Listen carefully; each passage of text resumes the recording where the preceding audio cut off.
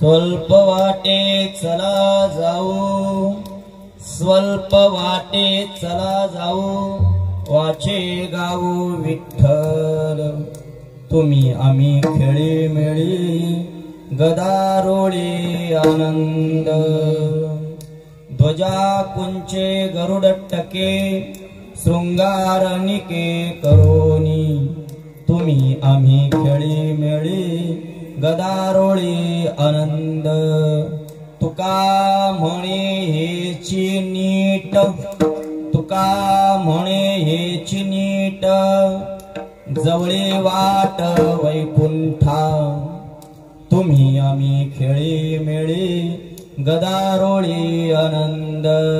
विठ्ठल विठ्ठल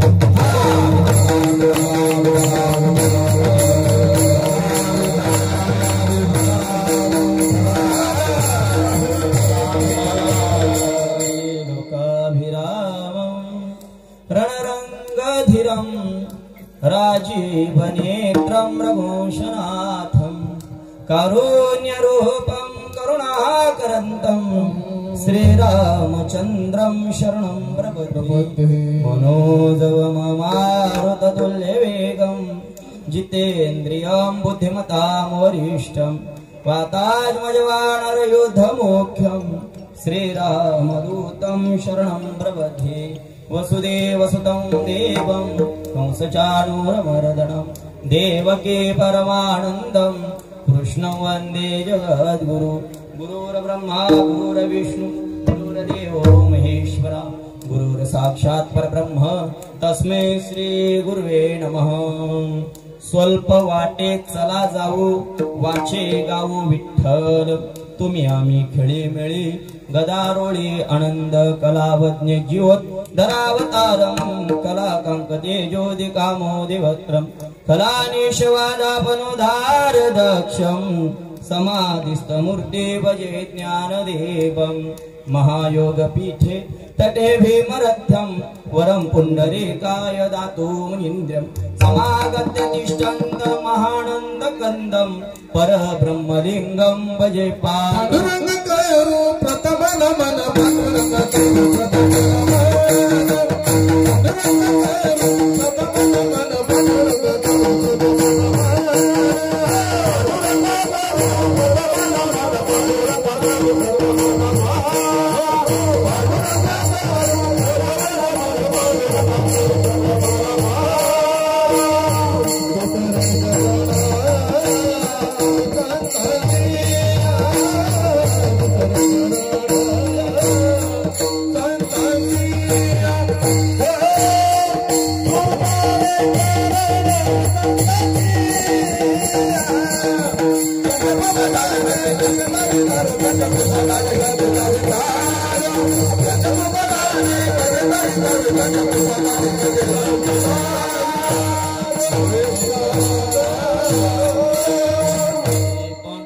करो प्रथम नमन दुसरे चरणा संतांच्या त्यांच्या कृपादान कथेचा विस्तारू बाबाजी सद्गुरु दास तुका अलंकापुरी रम्य सिंहासनस्थ पदं भोजते ज्योत्प्रधिक प्रदिश्य विदेन्द्रादिदेव सदा सूर्यमानं समाधिस्थ मूर्ते भजे ज्ञानदेवं अमणे गाव पुण्यभूमी पवित्र तेथे वसती सद्गुरु नाना महाराज नामाटविता पुण्य पडे पदरात नमस्कार माझा योगी पुरुषार्थ विठ्ठला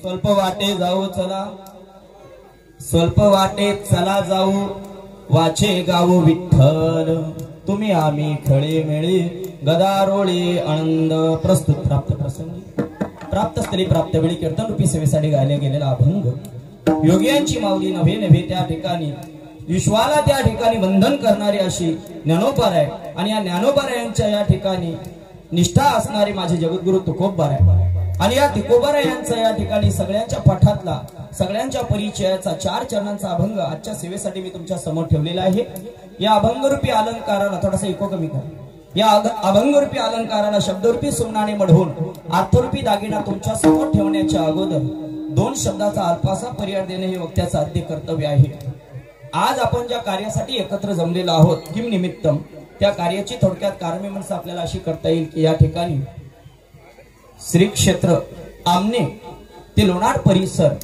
आणि या आमने लोणार परिसरातून भगवान ज्ञानोबा यांच्या ज्ञान संजीवन समाधी सोहळ्यासाठी चालत आलेला हा जवळजवळ हे वर्ष 17वे आणि या 17व्या वर्षापर्यंत पायी दिंडी सोहळा आपल्या सर्व ज्येष्ठ वरिष्ठ असतील नवे नवे या ठिकाणी साधू संतांच्या कृपा आशीर्वादाने चालत आलेला हा पायी दिंडी सोहळा आहे आणि या पायी दिंडी सोहळ्यातील या ठिकाणी श्री विठ्ठल रुक्मिणी हरिपाठ मंडळ आणि ग्रामस्थ मंडळ यांच्या सौजन्याने मला प्राप्त झालेली ही कीर्तन वक्तृत्व सेवा आहे आणि या ठिकाणी या मंडळाचे आभार मानतो तसेच या ठिकाणी आपल्या धर्मशाळेचे अध्यक्ष बाबा असतील उपाध्यक्ष असतील आदी पदाधिकारी यांच्या मार्गदर्शनाने मला मिळालेली ही कीर्तन सेवा आहे या ठिकाणी माझ्याकडे वेळ फार कमी आहे परंतु या वेळेमध्ये जसं जसं आपल्याला या ठिकाणी अभंगाचा भाव तुमच्या समोर मला मांडता येईल तसा तसा मी तुमच्या समोर मांडण्याचा प्रयत्न करेन जेवढा आपल्या वेळेमध्ये हा अभंग मला सोडता येईल तेवढा मी सोडवण्याचा प्रयत्न करीन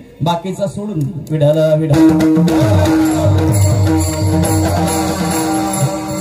आज या ठिकाणी आपण ज्या निमित्ताने एकत्र जमलेलो आहोत ते प्रस्थान आहे आणि उद्या आपण या ठिकाणी काय करणार आहोत ज्ञानोबरायांच्या भेटीला साधू संतांच्या भजनाने पांडुरंगाच्या भजनाने आपण आळंदी क्षेत्रामध्ये प्रस्थान करणार आहोत मार्गक्रमण करणार आहोत आणि आज या ठिकाणी बहुसंख्येने मला वाटतं सगळीच लोक उद्यापासून दिंडीला येतील कारण का आपण दिंडीला जाणार आहोत आपण पायी वारीला जाणार आहोत पण दिंडीला का जायचं असतं माणसाने दिंडी का करायची नव्हे नव्हे मनुष्य जन्माला आलेल्या प्रत्येक माणसाने ही वारी केलीच पाहिजे कारण का जो माणूस म्हणून जन्माला येतो त्याचं आद्य कर्तव्य काय असेल तर त्याने एक तरी आळंदीची म्हणा, पंढरपुराची म्हणा, पायीवारी केली पाहिजे. मी चैतन्य महाराज देगलूरकरांच्या मुखातून महाराज एक शब्द ऐकला होता, जो माणूस म्हणून जन्माला येतो तो जर वारी करीत नसेल तर त्याला माणूस म्हणून जगण्याचा अधिकार नाही. विठ्ठल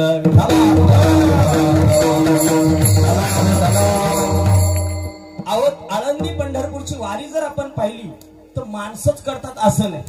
बरीचशी लोक ज्ञानोबारायांच्या सोहळ्यामध्ये चालणारी आहेत, पंढरपुराच्या दिशेने अनेक दिंड्यामध्ये चालणारी माणसं आहेत.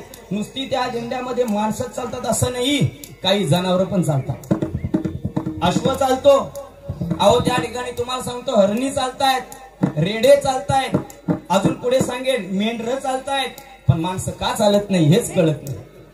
का चालत नाही? कारण का त्यांना वारीचं महत्वच कळालं नाही. महाराज, वारीचं महत्व काय हो? मानवी जीवनामध्ये घडून येणाऱ्या स्थित्यंतराचा जिथे बदल होतो त्याला वारी म्हणतात. आणि मनुष्य जीवनामध्ये बदलाला फार महत्व आहे. आणि जो त्या ठिकाणी वारीत चालतो त्याच्या जीवनामध्ये फार बदल होतात. का? कारण का वारी म्हणजे त्या ठिकाणी साधन नाही. आणि ज्याने जीवनामध्ये वारीच केली नाही तर त्याला त्या ठिकाणी तुम्हाला सांगतो एकतर संसाराच्या वाऱ्या कराव्या लागतील, एकतर त्या ठिकाणी जन्म मृत्यूच्या वाऱ्या कराव्या लागतील. वारी वारी जन्म मरणात एवढंच आरतीत म्हणतो. जन्म मरणाच्या ज्याला वाऱ्या चुकवायच्या आहेत म्हणजे फेऱ्या चुकवायच्या आहेत त्यांनी वारी केली पाहिजे. मग तुम्ही म्हणाल महाराज तुम्ही वारी सांगता पण आमचे तर हातपाय दुखतायत, आम्हाला चालता येत नाही, मग आम्ही वारी कशी करायची? अहो आपलं सोडून द्या, आपल्याला तर हातपाय आहेत, आपल्याला धडधाकड शरीर दिलेलं आहे. पण तुम्हाला सांगतो वैकुंठामध्ये त्या ठिकाणी सूर्यदेवाचा एक त्या ठिकाणी दास होऊन गेला. आपण रोज काकड्यात म्हणतोय उठा अरुणोदय प्रकाश झाला. हा अरुण नावाचा जर त्या ठिकाणी पाहिला तर सूर्याचा दास होता. पण या अरुणाची अवस्था आपण जर पाहिली महाराज तर त्या ठिकाणी कमी काळामध्ये जन्माला आला होता, कमी महिन्यामध्ये जन्माला आला होता. आणि ज्या माऊलीची मुलं कमी महिन्यात जन्माला येतात त्यावेळेला ती एकतर लुळी असतात, एकतर पांगळी असतात, एकतर त्या ठिकाणी आधू असतात. हा अरुण जर पाहिला तर शरीराने आधू होता. आता त्या वेळेला त्या अरुणाला मात्र काय झालं, आपल्या आईचा राग आला. आईचा राग आल्याच्या नंतर त्याने आईला काय केला, शाप दिला. कोणी? अरुणाने शाप दिला. पण आई होती ती, आणि आई त्या ठिकाणी कोपली, रागवली. आणि शेवटी त्या अरुणाने आईला रागाच्या भरामध्ये शाप दिला. काय शाप दिला? की तू त्या ठिकाणी सवतीची भांडी घासशील. स्वतःच्या आईला त्या ठिकाणी शाप दिला. आणि शेवटी आई रागवली आणि त्याला शेवटी जीवनामध्ये पश्चाताप करण्याची वेळ आली. आता पश्चाताप करण्याची वेळ आल्याच्या नंतर तो अरुण विचार करायला लागला की केलेल्या कर्माचं प्रायश्चित्त करायचंय, माझ्या हातून पाप घडलं. मग त्यांनी काय केलं, ब्रह्मलोकामध्ये गेला आणि ब्रह्मदेवाला विवंचना केली. ब्रह्मदेवाला सांगितलं देवा माझ्या हातून अज्ञात अवस्थेमध्ये पाप घडलेला आहे, मी आईला त्या ठिकाणी नको तर बोललो, आता मला याचं प्रायश्चित्त करायचंय, काय करू? ब्रह्मदेवाने सांगितलं त्याच्यासाठी तुला एकच मृत्यूलोकामध्ये जाऊन जन्म घ्यावा लागेल, पण जन्म घेण्याच्या अगोदर तुला विष्णूची विवंचना करावी लागेल. हा अरुण त्या ठिकाणी भगवान विष्णूकडे गेला आणि भगवान विष्णूला सांगितलं देवा मला मृत्यू लोकामध्ये जसा आहे तसा जन्माला घाल. आता कसा होता तो? हाताने लुळा पांगळा होता, पण त्याने असं म्हटलं नाही की मला मृत्यू लोकामध्ये धडधाकड शरीराने घाल, जसा आहे तसा घाल. आणि भगवान विष्णूने त्याला काय केलं, आशीर्वाद दिला आणि पैठण क्षेत्रामध्ये त्याचा जन्म झाला. जन्म झाल्याच्या नंतर केलेल्या पापाचं त्याला प्रायश्चित्त करायचं होतं, पण ते प्रायश्चित्त कुठे होईल म्हणून त्या ठिकाणी तो विचार करायला लागला. आणि ज्या माऊलीच्या पोटी जन्म घेतला होता ती आई गरीब घराण्यातली होती. पण अरुण जर आपण पाहिला तर बाळपणापासून भजनाचा फार त्या ठिकाणी छंदी होता, कीर्तनाची ओढ होती. आणि त्या पैठण क्षेत्रामध्ये भानुदासांचं कीर्तन चालू असायचं. रोज भानुदासांचं कीर्तन व्हायचं आणि त्या भानुदासांच्या कीर्तनाला त्या ठिकाणी त्याने विचार केला की आपल्या पैठणमध्ये कोणीतरी एक महात्मा आहे आणि त्या महात्म्याचं कीर्तन मला ऐकायचंय. म्हणून त्याने आईकडे हट्ट केला. आईकडे हट्ट केल्याच्या नंतर त्या आईने बिचाऱ्याने तिला कडीवर घेतला. कारण का आई मुलांना कडीवर कुठपर्यंत घेते, कमीत कमी 4-5 वर्षापर्यंत. त्याच्या पलीकडे आई त्या मुलाला कडीवर घेऊ शकत नाही. त्या अरुणाला त्या ठिकाणी आईने काय केलं, कडीवर घेतलं, भानुदासांच्या कीर्तनाला नेलं. कीर्तनाला नेल्याच्या नंतर त्या भानुदासाचं कीर्तन त्याने ऐकलं. ऐकल्यानंतर त्या कीर्तनाची त्याला ओढ लागली आणि तो रोज प्रत्येक ठिकाणी जिथे जिथे कीर्तन असेल तिथे तिथं तो आपल्या आईकडे हट्ट करायचा आणि आईला सांगायचा मला कीर्तनाला घेऊन चल, मला भजनाला घेऊन चल. आई त्याला न्यायची हो, पण किती दिवस. जसा जसा त्या ठिकाणी अरुण मोठा व्हायला लागला तसं तसं वजन वाढायला लागलं. इकडे अरुण मोठा होतोय, आईचं वय वाढत गेलं. आता आई म्हातारी झाली आणि मग आईने सांगितलं अरुणा आता मी मात्र तुला त्या ठिकाणी काय करणार नाही, तर त्या ठिकाणी आता तुला पुढे कीर्तनाला भजनाला घेऊन जाणार नाही, पण कर्मधर्म सोयगाणे पंढरपुराची वारी जवळ आली. आणि पंढरपुराची वारी जवळ आल्याच्या नंतर त्या पैठण क्षेत्रामधून भानुदासांची एक दिंडी पंढरपुराच्या दिशेने मार्गक्रमणा करणार होती. प्रस्थानाचा कार्यक्रम भानुदासांकडे होता. भानुदासांकडे त्या ठिकाणी प्रस्थानाचा कार्यक्रम होता. भानुदास म्हणजे काही साधं नाही महाराज, एकनाथ महाराजांचे पंजोबा. कारण का भानुदासाची एक कुळी महाविष्णूचा अवतार. भानुदासांच्या कुळामध्ये महाविष्णूचा अवतार जन्माला आलेले नाथ बाबा त्यांचेच आजोबा म्हणजे भानुदास महाराज आहे. त्याने आईकडे हट्ट केला, आई आपल्या गावामध्ये भानुदास महाराजांचं कीर्तन आहे, मला कीर्तनाला घेऊन चल. आई म्हणते अरे आता तुझं या ठिकाणी वय मोठं झालं, वय झालं, माझं वय त्या ठिकाणी जास्त झालं, आता मी काही तुला उचलून घेऊ जाऊ शकणार नाही. आपण म्हणतो ना मला हात पाय आहेत पण त्या ठिकाणी चालता येत नाही. त्यांनी ऐका, आपण म्हणतो महाराज मला त्या ठिकाणी वारीला बसायला कीर्तनाला बसायला जमत नाही. आपण म्हणतो ना एखाद्या माऊलीला सांगावं अगं आई चल कीर्तनाला, आपल्या मंदिरामध्ये कीर्तन आहे 2 तास येऊन कीर्तनाला बस. तर ती माऊली काय म्हणते, नाही ना बुवा मला बसव नाही. कुठं कीर्तनाला? एखादीला तुम्ही सांगून बघा, अगं माऊली चल आपल्या गावामध्ये बैठकीचं केंद्र झाले 2 तास येऊन बस. ती म्हणते महाराज बसता येतं तर काय केलं असतं, आलो असतो. ही काय म्हणते कीर्तनाला गेल्यावर मला बसता येत नाही, बैठकीला गेल्यावर मला बसता येत नाही. पण ही म्हातारी सकाळी उठते, बचाकभर मशेरी करपवते, घशीत घशीत घशीत घशीत सकूच्या दाराशी 2 तास, गंगूच्या दाराशी 3 तास, काशीच्या दाराशी 4 तास आणि फशीच्या दाराशी 5 तास एवढी बसते.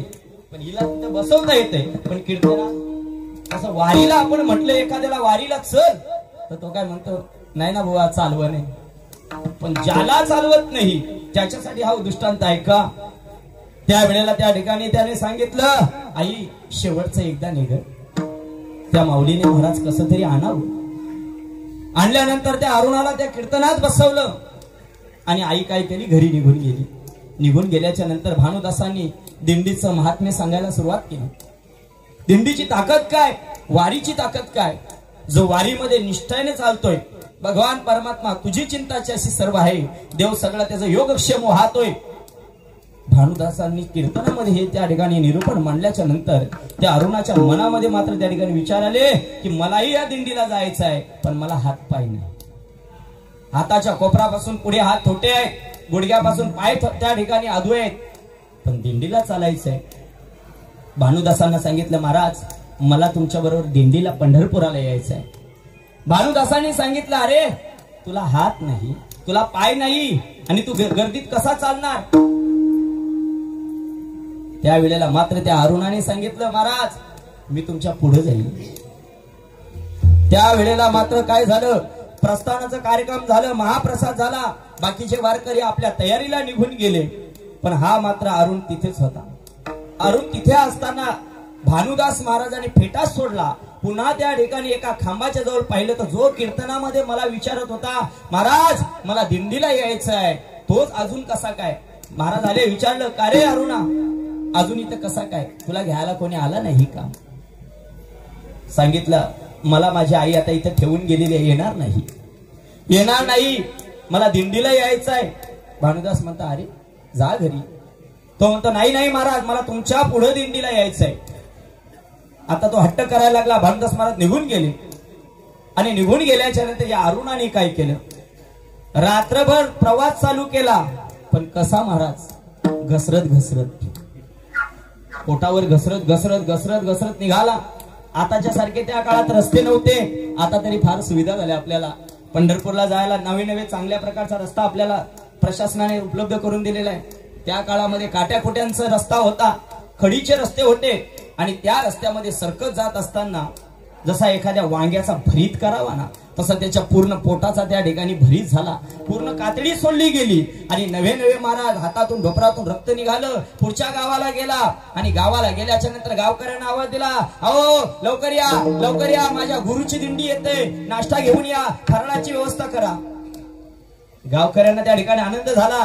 ज्या ज्या पुढे जायचा गावात तिथे गावकरी यायचे, कोणी भाकरी आणायच्या, कोणी नाश्ता फराळ घेऊन यायचा. आणि घेऊन आल्याच्या नंतर मागे दिंडी यायची. दिंडी आल्याच्या नंतर भानुदास महाराज विचार करायचे की बाबा रे, या ठिकाणी आम्ही येणार आहोत हे लोकांना कसं कळलं.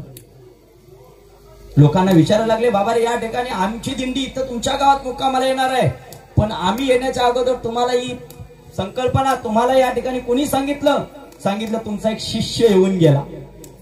भानुदास महाराज विचारात पडले. विचारात पडल्याच्या नंतर त्या भानुदासाने विचार केला की आपला असं नवीन कोण शिष्य आहे की आपण दिंडीला येण्याच्या अगोदर इथे सगळी व्यवस्था होते. असं करता करता त्या ठिकाणी बीड जिल्ह्यातील लहुल गावामध्ये त्या ठिकाणी तो काय केला, तो तरुण मुलगा ज्याचे हातपाय गेले होते, हातपाय तुटलेले आहेत, आणि तो तिथे गेला. तिथे गेल्याच्या नंतर त्यांनी पुन्हा तेच केलं, गावातील लोकांना गोळा केलं, फराळाची नाश्त्याची व्यवस्था केली. भानुदास महाराजांची दिंडी आली.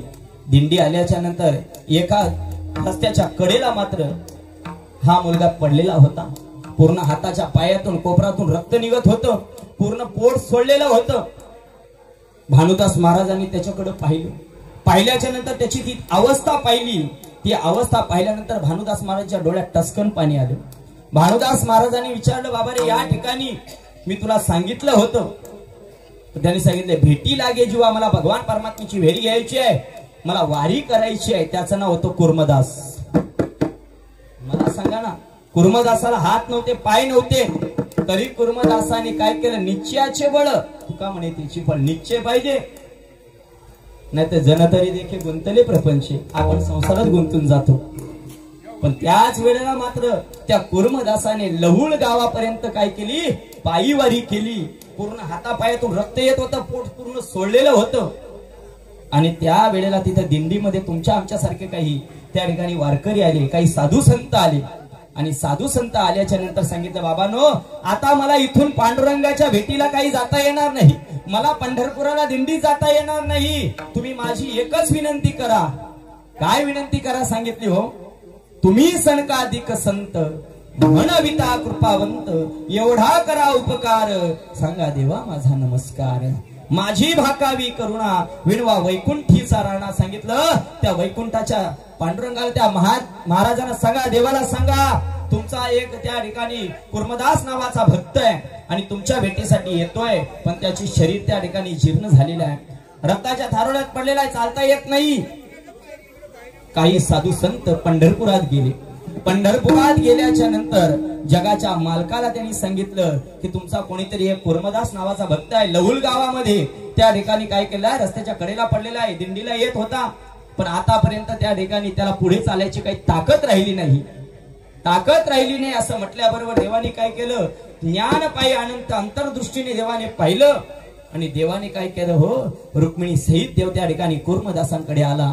आणि त्याच लहुल गावामध्ये माझ्या कुर्मदासांच्या समाधी आहे. मला सांगा, त्या कुर्मदासाला काय नव्हतं हो? हात होते का, पाय होते का? आपल्याला हातपाय तरी वारीला जात नाही. विठाला विठाला.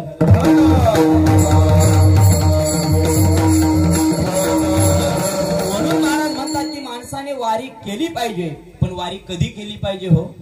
कधी केली पाहिजे?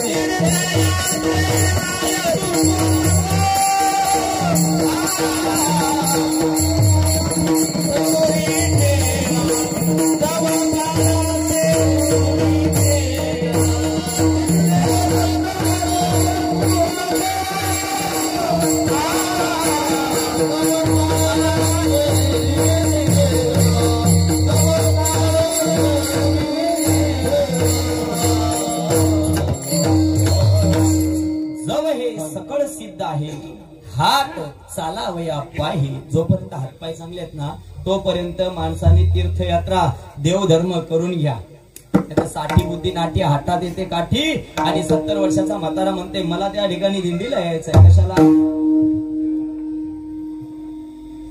एकदा का हातपाय थकले ना की माझ्या मते ठाईच बैसोनी जरा एकचित्त.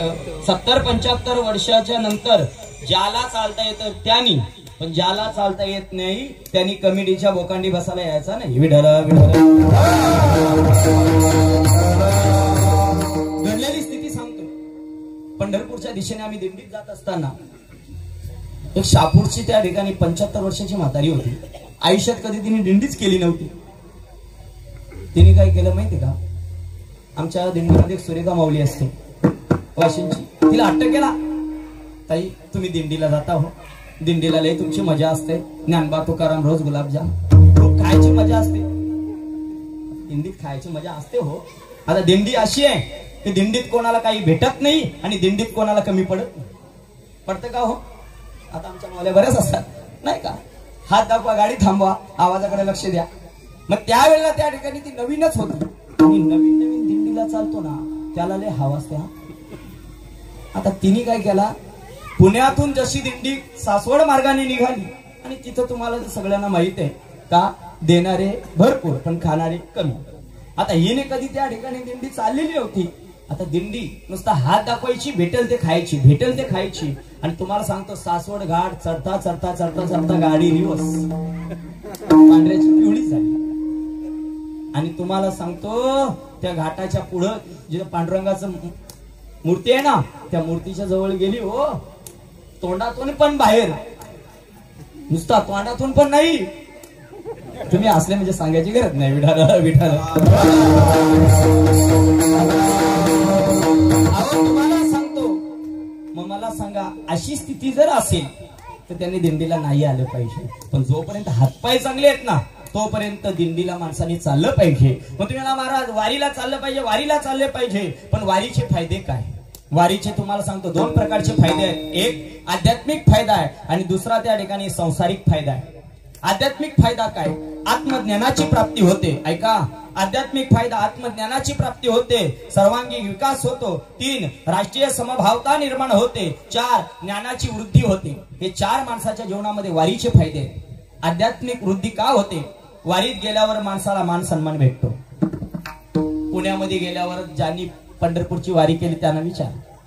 अहो आपलं काहीच नाही त्या पुण्यामध्ये. तुम्हाला सांगतो पुणे तिथं काहीच होणं नाही. अहो त्या पुण्यामध्ये आपल्यापेक्षा उच्च शिक्षित लोक आहेत.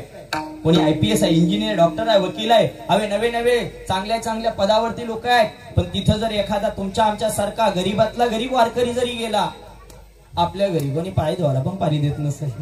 तिथं दुधाने पाय धुतात, पण सारथीने ओवाळतायत. आणि त्यांना मान सन्मानामध्ये त्यांच्या चांगल्या प्रकारच्या ब्लॉक मध्ये नेऊन आपल्याला काय करतात? पाटावर बसवतात. बसायला पाठ, खायला पाठ आणि 100ची नोट. हा कशाचा प्रताप आहे? वारीचा आहे. वारीत आत्मसन्मान वाढला जातोय. 2 वारीने ज्ञानाची प्राप्ती होते. वारीमध्ये आपल्याला नवीन नवीन त्या ठिकाणी ज्ञानाची प्राप्ती काय होते? नवीन नवीन वारकरी चाली, वारकरी त्या ठिकाणी नवीन नवीन अभंग प्रमाण, नवे नवे वारीमध्ये काकडा आदी या ठिकाणी ज्ञानाची प्राप्ती होते. 4 वारीमध्ये सुखाची सुद्धा प्राप्ती होते. वारी सुख आहे. मला सांगा ना, संसारात सुख आहे? संसारात प्रत्येक पावलोपावली दुःख आहे. जगी ऐसा कोण सुखी आहे, म्हणा तो विचार शोधून पाय. संसारात तुम्हाला प्रत्येक ठिकाणी दुःख भेटणार आहे, पण वारीत कमीत कमी 10 दिवस तरी सुख आहे. फक्त मोबाईल बरोबर घेऊन जायचं नाही. विठाल विठाल.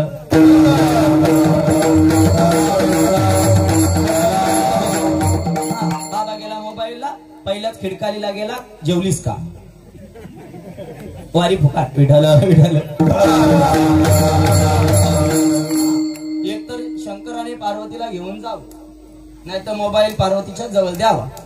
जमत असेल तर वारी करून बघा. कारण का भगवान शंकराने सुद्धा स्वतःने पार्वती सहित गणपती बाप्पा सहित वारी केली होती. पंढरपूरची पहिली वारी करणारे म्हणजे माझे भगवान भोलेनाथ आहेत, नाही का? पार्वती घरी आणि बाबा तिकडे गेला, लगेच 4 मिस कॉल. त्याला महत्व नाही. महाराज वारी केली पाहिजे तर शरीराने नाही तर नुसती मनाने सुद्धा वारी केली पाहिजे. हे वारीचे आध्यात्मिक फायदे. आता शारीरिक फायदे सांगतो ऐका. वारीमध्ये गेल्याच्या नंतर त्या ठिकाणी भजन करावं, हाताने टाळी वाजवावी, पायाने वाट चालावी. वाट ती चालावी पंढरीची. का त्या ठिकाणी भजनात टाळी वाजवायची? टाळी वाजवण्याचे फायदे सांगून जातो ऐका. टाळी वाजवण्याचे फायदे काय आहेत? एखाद्या माणसाला जर नेहमी डोक्याचा त्रास असेल, अनामिकाने मधल्या बोटाच्या बाजूला त्या ठिकाणी आपण ऍक्युपेशन करतो. ते ऍक्युपेशन करत असताना त्या ठिकाणी काय होते? डोक्याचा त्रास कमी होतो. मधल्या बोटामध्ये जिथे तर्जनी आणि मधलं बोट आहे यांच्या दोघांमध्ये जर ऍक्युपेशन केलं तर ज्याला त्या ठिकाणी बीपीचा त्रास आहे, ब्लड प्रेशरचा त्रास आहे, शुगरचा त्रास आहे, त्यांनी त्या ठिकाणी जर पुश केलं तर त्या ठिकाणी काय होतो? डायबिटीस कमी होतो. हे कोण सांगते? थेरपी वाले. आता ही थेरपी आता सांगितली, पण माझ्या ज्ञानोबारांनी त्या काळामध्ये थेरपी सांगितली. टाळी वाजवावी,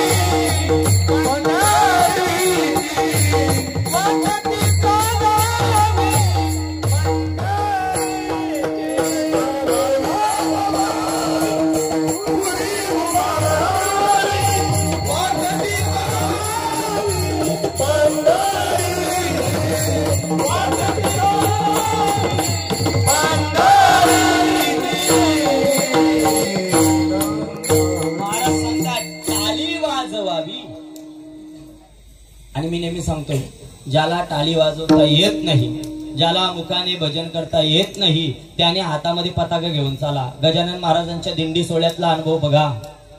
मला वाटतं बाबा एक विनंती असेल, बऱ्याच आपली मंडळी मागे राहते आणि मागे राहून ज्ञानोबा तुकाराम नाही, तुझी सून कुठली, माझी सून कुठली, माझी सून कुठली, तुझी सून कुठली, हा भजन चालतो. त्याच्यापेक्षा छोट्या छोट्या पताका त्यांच्या हातात द्या, जेणेकरून जेवढी ध्वजा हातात पताका राहील तेवढं त्यांच्या हातामध्ये भजन राहील. काय सांगतो? टाळीचं त्या ठिकाणी फळ सांगितलं शारीरिक. अहो टाळीचं सोडून द्या, पायाचं सुद्धा सांगितलेलं आहे. ज्या माणसाला ब्लॉकेजचा त्रास आहे, आता कलियुगात बऱ्याच लोकांना त्रास उद्भवतो. कशामुळे? त्याचं कारण सांगतो. आपण आपल्या शरीराचा घाम निघू देत नाही. कारण का? सकाळी उठला का एसीत, दुपारी टॅक्सीत आणि संध्याकाळी मॅक्सीत. आपलं जीवनच असं चाललंय. त्याच्यामुळे त्या ठिकाणी माणसाला आता त्रास व्हायला लागला, हृदयविकाराचा, ब्लॉकेज वाढायला लागले. त्यांनी काय करावं? वारीत चालावं. कारण का? वारीत चालताना पायाला खडे टोचले जात आहेत आणि त्याच्याने शरीरात ऍक्युपेशन होते, स्पंदने निर्माण होतात आणि आपले ब्लॉकेज तरी कमी होतात. त्याला म्हणतात शारीरिक फायदा. कशाचा? वारीत चालायचा. अहो नुसता टाळी नाही, पायाने नाही, मुखाने सुद्धा भजन करावं. भजन करत असताना कोणतं भजन करावं? विठ्ठल. कारण का? वि हा ओटस्थ आहे आणि ठ हा हृदयस्थ आहे, कंठस्थ आहे. ज्या वेळेला ठ शब्द उच्चारतो त्यावेळेला आपल्या हृदयावरती त्या ठिकाणी आघात होतो आणि हृदयावर आघात झाल्याच्या नंतर आपलं ब्लड सर्क्युलेशन सुरळीत होते, ह्युमिनिटी पॉवर वाढली जाते. ज्याला ब्लड सर्क्युलेशन वाढवायचं आहे, त्याला ब्लड सर्क्युलेशन वाढवून ह्युमिनिटी पॉवर वाढवायची आहे, त्याने वारीत चालताना भजन करावं. विठ्ठल विठ्ठल.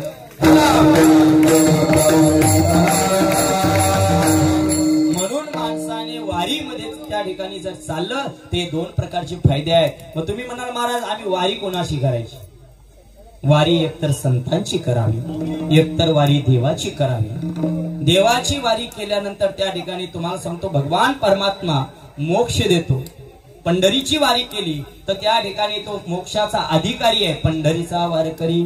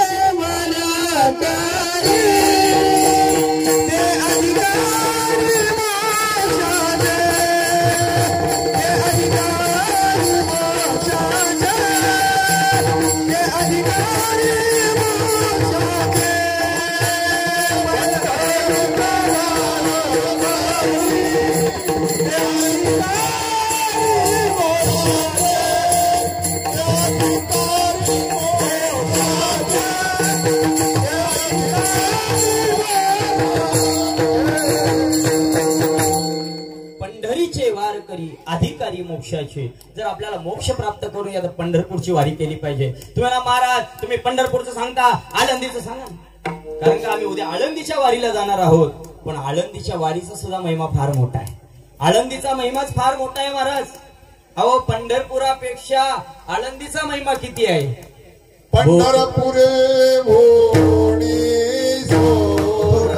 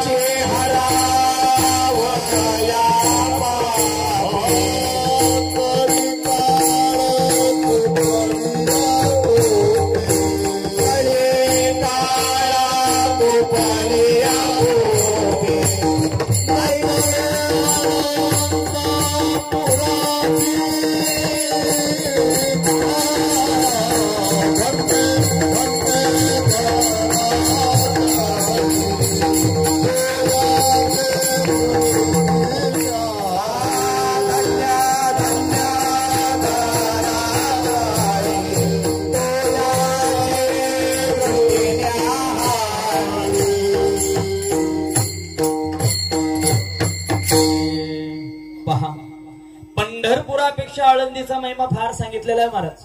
तुम्ही महाराज देवापेक्षा ज्ञानोबरांचा महिमा कसा काय मी नाही सांगत, ज्ञानोबरांचं प्रमाण सांगतोय.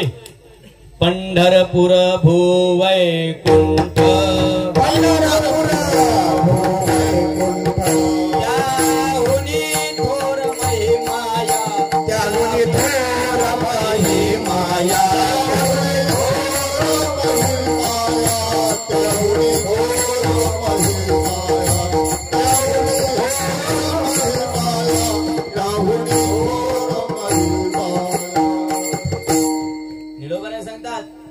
पंढरपूर भूवैकुंठ त्याहुनी थोर महिमाया.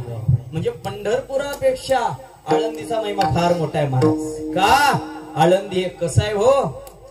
आळंदी हे गाव पुण्यभूमी गाव,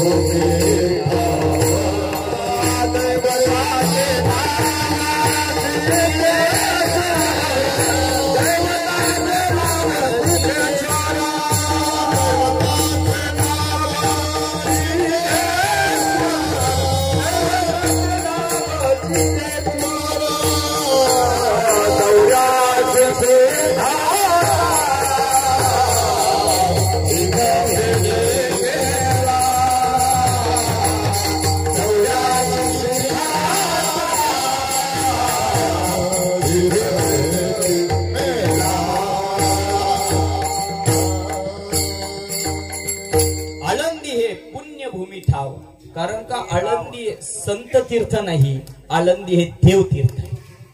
काय सांगितलं. आळंदी हे संत तीर्थ नाही, आळंदी हे देव तीर्थ आहे. कारण का स्कंद पुराणामध्ये सह्याद्री खंडामध्ये त्याचं वर्णन आलेलं आहे. 61व्या अध्यायामध्ये ज्ञानोबारायांनी त्या ठिकाणी जी समाधी घेतली ती एकदा नाही 108 वेळा.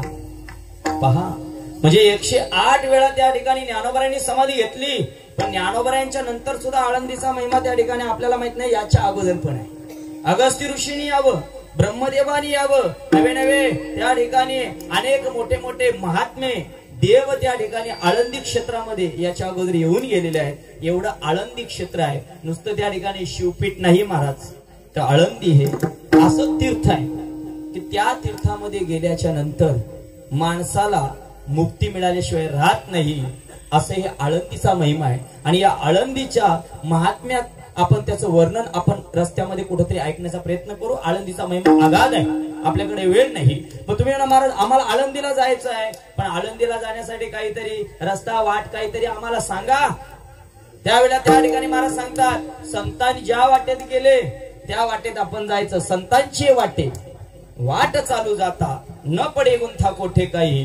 कारण का संतांच्या वाटेने जर गेले तर आपल्या जीवनामध्ये कोणत्याही प्रकारची अडचण, कोणत्याही प्रकारचा त्या ठिकाणी गुंता पडणार नाही. मग तुम्ही म्हणाल महाराज मग आम्हाला ही वाट दाखवणार कोण? कारण का जो माणूस अगोदर ज्या क्षेत्रात म्हणा ज्या तीर्थात जाऊन आलेला आहे त्यालाच वाट विचारली पाहिजे. नाही तर आपल्याला जगन्नाथपूरला जायचंय आणि एखाद्याला जर त्या ठिकाणी विचारलं तो सांगते अमुक रस्त्यात जा तमुक रस्त्यात जा, मग त्या ठिकाणी गुंथा पडण्याची शक्यता आहे. पण जो जाऊन आलेला आहे, जो ज्या क्षेत्राचा अनुभव घेऊन आलेला आहे त्यालाच आपण वाट विचारली पाहिजे. आणि ही वाट त्या ठिकाणी तुकाराम महाराजांनी ज्यांना विचारली किंवा तुकाराम महाराजांना ज्यांनी विचारली त्यावेळी तुकाराम महाराज म्हणतात, बाबा रे मी त्या वाटेने गेलो पण ती वाट कशी आहे आणि त्या वाटेने माझ्या बरोबर चला. अभंगाच्या पहिल्या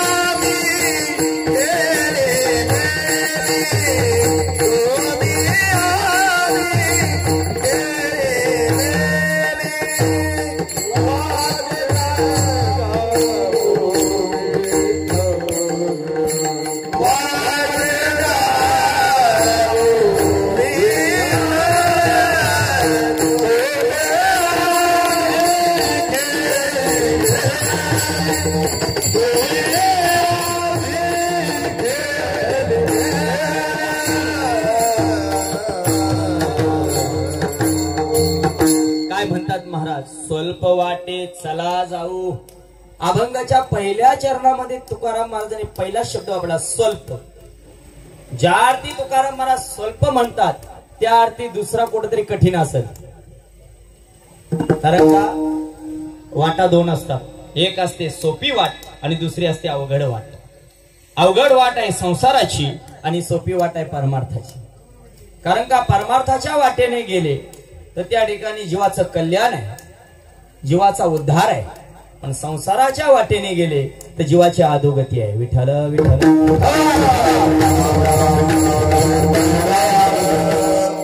का माणसाने परमार्थाच्या वाटेने चालावं हो? कारण का परमार्थाची वाट जर आपण पाहिली महाराज ती आपल्याला मुक्तीकडे नेणारी. ऐका, परमार्थाची वाट आपल्याला मुक्तीकडे नेणारी आहे आणि संसाराची वाट आपल्याला अधोगतीकडे नेणारी आहे.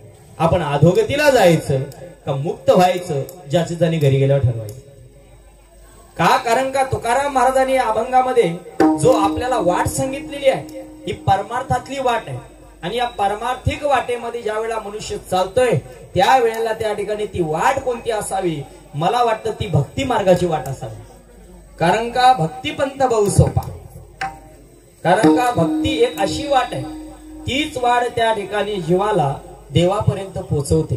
बाकीच्या वाटा भरपूर आहे. अवघ्या वाटा झाल्या क्षीण, मोडून या वाटा दुस्तर. सगळ्यांना प्रमाण पाठ आहे. वेळ पुढे सरकत आहे, मी प्रमाण काही सांगण्यात वेळ घेत नाही. बाकीच्या वाटा आहेत ना, योग मार्गाची वाट आहे, कर्म मार्गाची वाट आहे, ज्ञान मार्गाची वाट आहे. पण या वाटेने जर आपण गेलो तर माणसाला कुठंतरी दुःख. कर्म म्हटलं की त्या ठिकाणी कर्म दुस्तर आहे, कर्म चुकलं अधोगती आहे.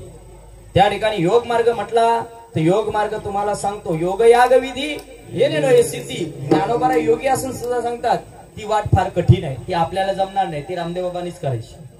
त्या वाटेने गेल्यावर लाभ फळ भरपूर भेटतो पण त्याच्यासाठी शरीर पण तसं असावं लागतं.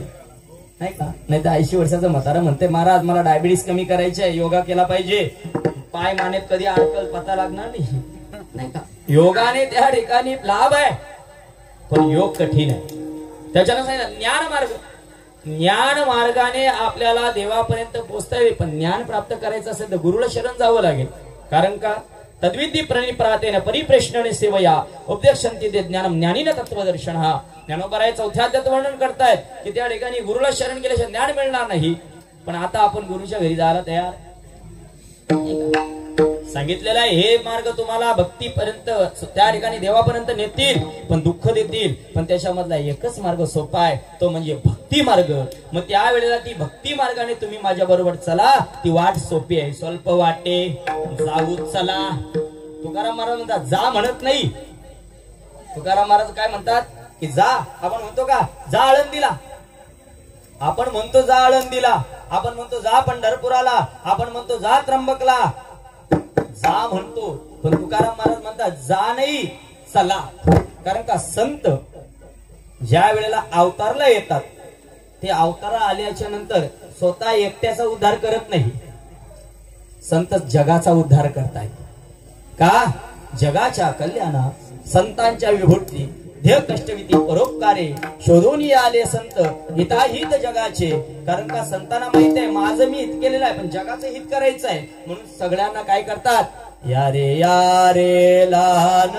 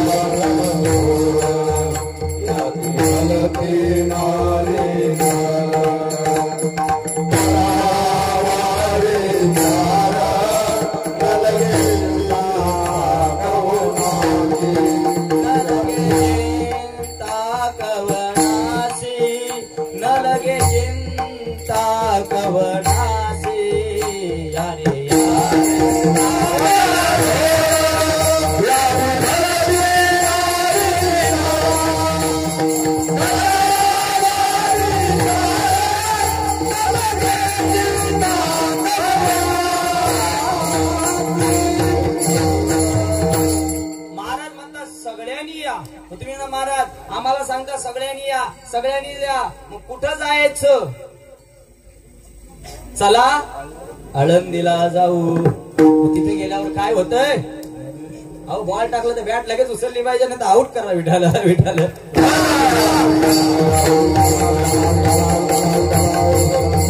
आळंदीला चला. पण आळंदीचा महिमा मी तुम्हाला सांगितला फार थोर महिमा आहे. आणि आळंदी हे जर नाव पाहिलं ना महाराज, ते कलियुगातलं नाव आहे. कलियुगातलं नाव आहे. कारण का कृतयुगामध्ये पाहिलं तर त्या ठिकाणी आळंदीला नाव होतं आनंदवन. कृतयुगामध्ये आळंदीला नाव होतं आनंदवन. तेव्हा नव्हे त्रेतायुगामध्ये पाहिलं तर वरुण आहे. द्वापार युगामध्ये पाहिलं कपिल क्षेत्र आहे. आणि कलियुगामध्ये अलकापुरी आळंदी. आणि आता ती झाली देवाची आळंदी. विठ्ठल जिथे आनंद प्राप्त होतो, जिथे जीवाला समाधान प्राप्त होते, ते क्षेत्र म्हणजे आळंदी आहे. ज्याला संसारामध्ये त्या ठिकाणी वारंवार दुःख आहे, ज्याला संसारामध्ये अनेक व्याप आहेत, त्याने आळंदीमध्ये जाऊन त्या ठिकाणी कमीत कमी 10-15 दिवस तरी विसाव्याला थांबलं पाहिजे.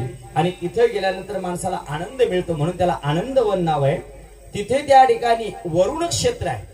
वरुण राजाने तिथे यज्ञ केला म्हणून त्याला नाव पडलं वरुण क्षेत्र. नवे नवे कपिल तीर्थ, हे कपिल तीर्थ सुद्धा त्या ठिकाणी आहे. ही प्रत्येक युगातली आळंदीची नावं आहेत.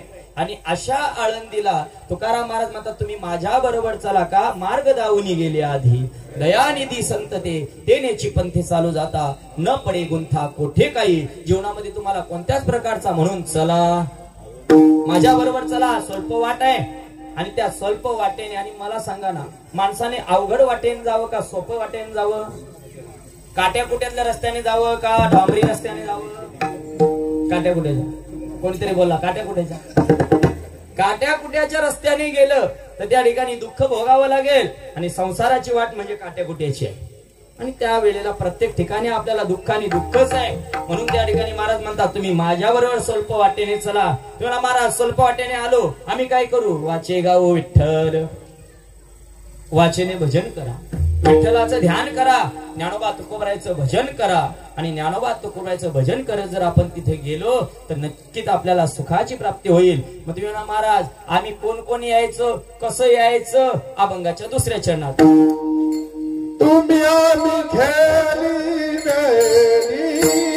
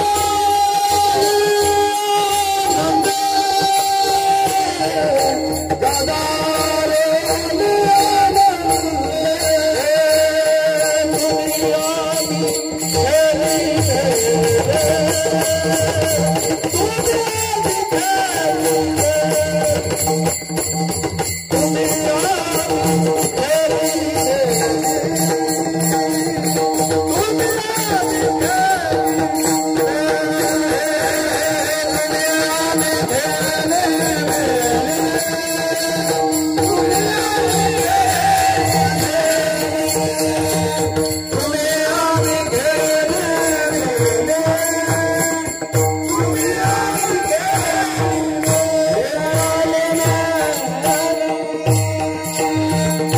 तुम्ही आम्ही खेळली गेली, तुम्ही आम्ही खेळली गेली. मिळून मिसळून, नाही का? आणि वारीमध्ये माणसाने मिळून मिसळून, कारण वारी म्हणजेच ऍडजस्टमेंट, वारी म्हणजे ऍडजस्टमेंट आहे. नाही तर म्हणते माझीला जागा ठेवली, तिला जागा ठेवली, अगोदर तारपत्र्या जाऊन ठेवून आला, अगोदर सतरंजी ठेवली, माझी सोयरी येणार आहेत, माझी नातेवाईक येणार. आणि माझं तरी मत आहे की पायी चालणाऱ्यांमध्ये हे तरी नसावं. कुठं नाही का, तंबू मध्ये कसं आपण ऍडजस्टमेंट करतो, 10चा तंबू 12 झोपतात, नाही का? पंढरपुरामध्ये जिथे जागा भेटेल तिथे ऍडजस्ट होतं ना. तशी वारी आहे. तुम्ही आम्ही खेळी मिळी गदारोळी आनंद. मग तुम्ही महाराज आम्ही मिळून मिसळून गेलो, पण नुसतं रिकाम्या हाताने जायचं का? मग कसं जायचं? अभंगाच्या 3ऱ्या चरणात वैजकुंचे गरुड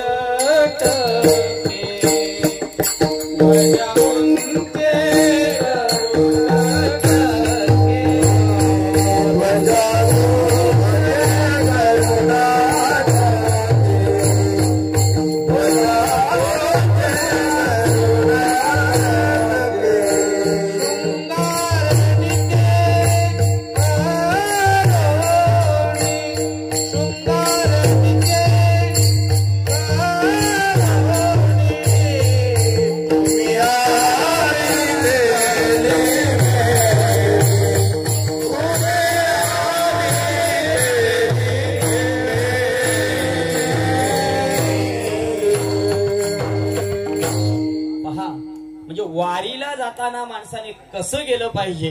तुकाराम महाराज ध्वजा कुंचे गरुड टके शृंगारनिके करून हातामध्ये पताका घेतल्या पाहिजे, हातामध्ये ध्वज घेतलं पाहिजे आणि नवे नवे शृंगार करून गेलं पाहिजे. शृंगार कोणता? आता मॅचिंगच्या साड्या लावल्या तर बरंच आहे, तेवढी दिंडी सोबून येते, पण शृंगार कोणता? गोपी चंदन उटी, तुळशीच्या माळा, हार मिरवती गळारी, हा शृंगार असला पाहिजे. कारण का? भाव तस्मात कारणे. देवाला हे शृंगार आवडतो. 32 तोल्याची गंठण नाही, विठाल विठाल.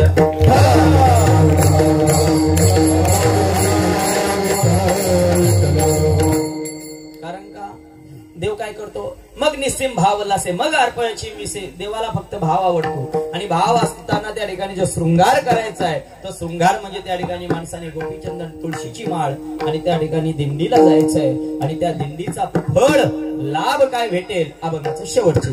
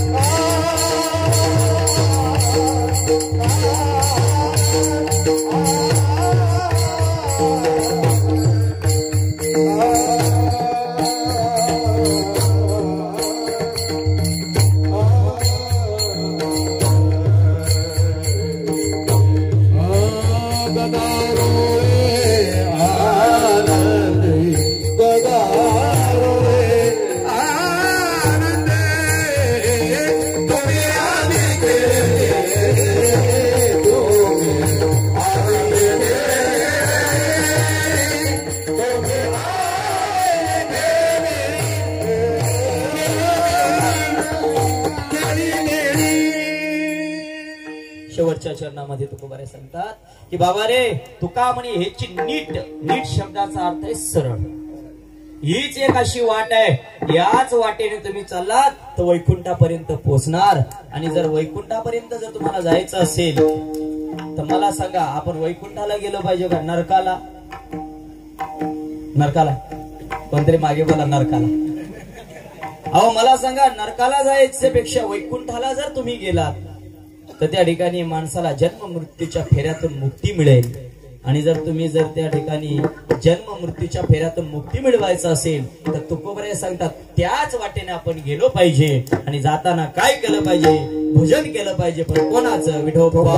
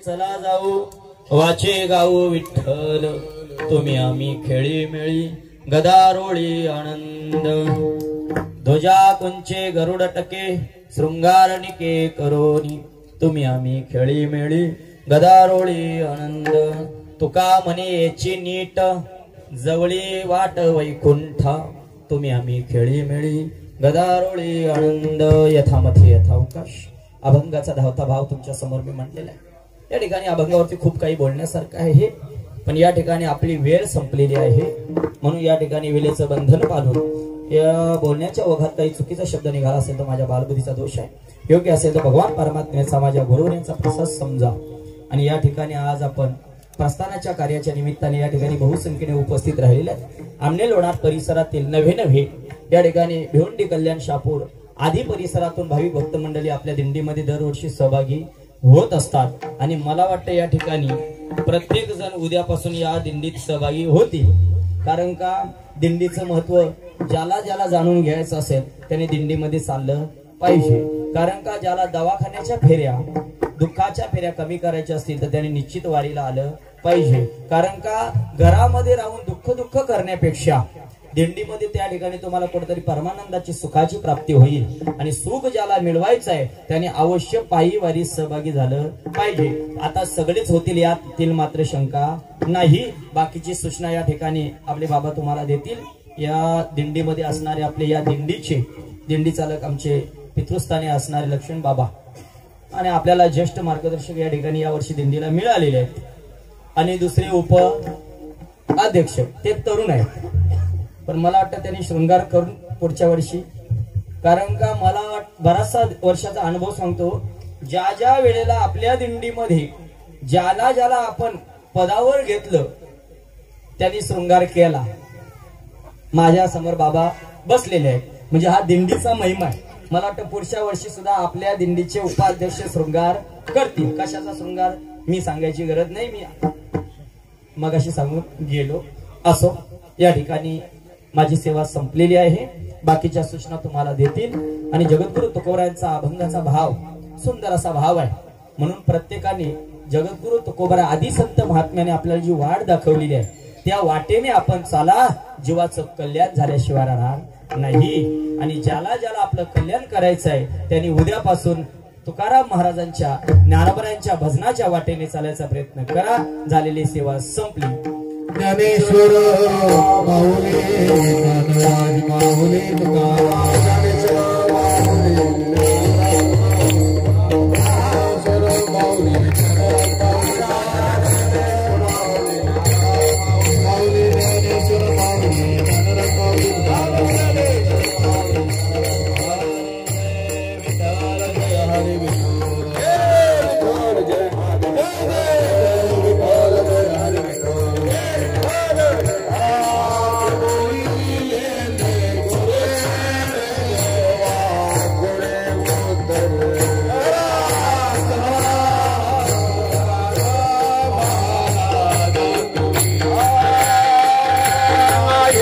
विचारला करा परद महाराज तुम्ही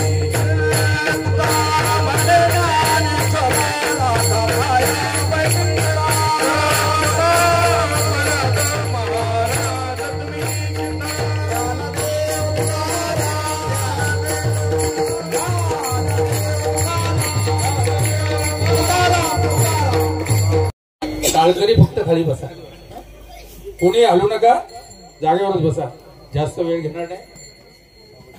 मस्तक माझा पायावरी या वारकरी संतांच्या सर्व सज्जनांना विनम्र भावाने अभिवादन करू. आज आपल्या वारकरी संप्रदाय आमने लोणार परिसरातून निघणाऱ्या पालखी सोहळ्याचं प्रस्थान आणि ते प्रस्थानाचं स्थान म्हणजे आमने गाव. आणि विशेष म्हणजे या गावची उपस्थिती बहुसंख्येने असते. इतर गावाच्या पेक्षा त्यांची उपस्थिती सर्व ठिकाणी जास्त असते. आणि म्हणून आमनेकर हरिपाठ मंडळ असेल, महिला हरिपाठ मंडळ असेल, सगळ्या मंडळींचं मी या ठिकाणी अभिनंदन करतो. आणि सुरुवातीला वाटलं होतं की जागा भरते की नाही, पण आता जागा पुरली नाही. कारण पुढच्या वर्षाची सूचना दिलेली आहे ग्रामस्थांना की हा मंडप फार मोठा केला पाहिजे. बरीच मंडळी मंदिरात आहेत, इकडे तिकडे सगळे बसलेले आहेत. तेव्हा पुनश्च आमने ग्रामस्थांचं अभिनंदन करतो. आणि आजच्या कार्यक्रमासाठी आता वाकडे साहेब थोडे बोलणार आहेत. त्याच्या अगोदर मी या ठिकाणी ज्यांची कीर्तनाची सेवा झाली ते हरिभक्तीपरायण आमने गावचेच आदरणीय नितीन महाराज बजागे यांनी स्वल्प वाटे चला जाऊ वाचे गाऊ विठ्ठल तुम्ही आम्ही खेळी मेळी गदारुली आनंदे या अभंगावर कीर्तन केलं. आणि आता बरीच मंडळी लगेच तयार झाली उद्या वारीला चालण्यासाठी, कारण वाट सोपी आहे. तेव्हा सर्वांनी या पालखी सोहळ्यासोबत यावं अशी सर्वांना नम्रतेची कळकळीची विनंती. महाराजांनी या ठिकाणी सेवा केल्याबद्दल त्यांना उदंड आयुर आरोग्य प्राप्त हो अशी सेवा त्यांच्या जीवनामध्ये घडत राहू. महाराज तुम्ही आहेत ना बरोबर?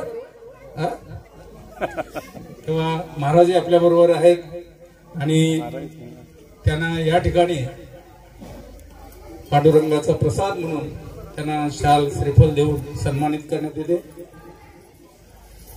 या लक्ष्मण बाबा कुठा तुम्ही?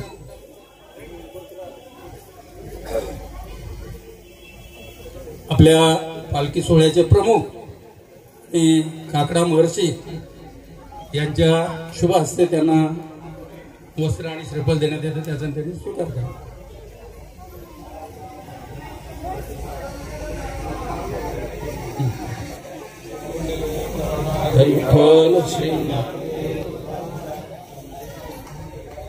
आणि ज्यांच्या शुभ हस्ते मारुती मंदिरामध्ये अभिषेक झाला ते या गावचे सन्माननीय सरपंच आदरणीय विश्वजित रामदास विश्वपाल रामदास केणे यांनी त्या ठिकाणी आणि अभिषेकाची सेवा केलेली आहे. आणि विशेष म्हणजे या मंदिराची संकल्पना त्यांनीच हे करून आणि ग्रामपंचायतीच्या माध्यमातून जेवढं सहकार्य करता येईल तेवढं सहकार्य त्यांनी करण्याचा प्रयत्न केलेला आहे. रोज या मंदिरासाठी ते या ठिकाणी येऊन आणि पाहणी करायचे आणि त्यांचे सर्व सहकार्य उपसरपंच सदस्य सर्व मंडळी आणि चांगल्या प्रकारे सहकार्य करून आणि भव्य दिव्य अशा स्वरूपाचं हे मंदिर त्यांनी उभं केलेलं आहे. जसं पूर्वी त्यांचे वडील असताना हायस्कूलसाठी त्यांनी फार प्रयत्न केले सगळ्या लोकांच्या सहकार्याने, पण पूर्वी 10 रुपये देत होते लोक, तरी देखील शिक्षकांचा पगार होत नव्हता. अशा परिस्थितीने त्यांनी ते हायस्कूल टिकून ठेवलं. आणि आता या ठिकाणी ही मंदिराची संकल्पना सरपंच झाल्यानंतर आणि त्यांनी ही राबवली. आणि तिसरंही काम त्यांना सांगून ठेवलेलं आहे की या भागामध्ये जिल्हा परिषदेचं एखादं दवाखाना रुग्णालय व्हावं आणि त्यासाठी जागेची व्यवस्था त्यांनी करावी अशी विनंती त्यांना केलेली आहे. त्यांनी सांगितलं की तिकडे जागा केलेली आहे, त्याच्यापेक्षा इकडे कुठे जागा दिली असती तर आपल्याला सेंटर झाला असता, म्हणजे सगळ्यांना बिना रिक्षाने जाता आलं असतं. तेव्हा त्याचाही ते विचार करतील त्यांना उदंड आरोग्य प्राप्त हो. आणि दुसरी गोष्ट म्हणजे आपल्या आळंदी क्षेत्रामध्ये ज्या वेळेला आपण जागा घेतली, पुढची जागा, त्यावेळेला त्यांनी 1.5 लाख रुपये, विश्वजितने 1 लाख आणि विश्वपालने 50,000 जे दिलेले आहेत ते अजून त्यांनी मागितलेले नाही. तेव्हा अशा प्रकारची माणसं आपल्या याच्यामध्ये आहेत, म्हणून अशा प्रकारची कामं आपली सगळी होतात. तेव्हा त्यांचा या ठिकाणी सन्मान होतो.